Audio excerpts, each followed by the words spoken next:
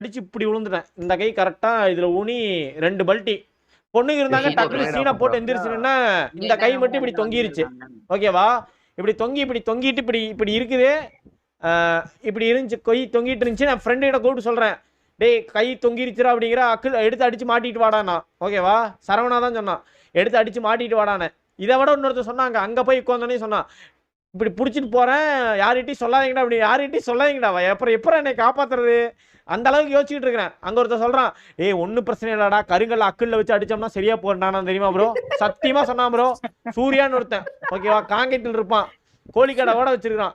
ஒன்னும் பிரச்சனை இல்லடா, நான் எடுத்துடுறேன், கருங்கல் அக்கல்ல வச்சு அடிச்சோம்னா சரியா போயிடானா. இங்க வச்சு அடிக்கிறதான் சப்ப ஏறிக்குமாமா. அடிச்சிருந்தானா செஞ்சு விட்டுருப்பாங்க. சத்தியமா சொன்னான் ப்ரோ, பொய் சொல்ல ப்ரோ. சூர்யா ப்ரோ உண்மையா சொன்னான் ப்ரோ. அவனை கோழிக்கடைன்னு கூப்பிடுவாங்க ப்ரோ, என் ஃப்ரெண்டு தான் அவன். ஓகேவா? சத்தியமா சொன்னான், எனக்கு தெரியும்டா, கருங்கலை மட்டும் அக்கல்ல வச்சு அடிங்கடா சரியா போயிடலாம் சொன்னா. நீங்க நம்ப மாட்டீங்க.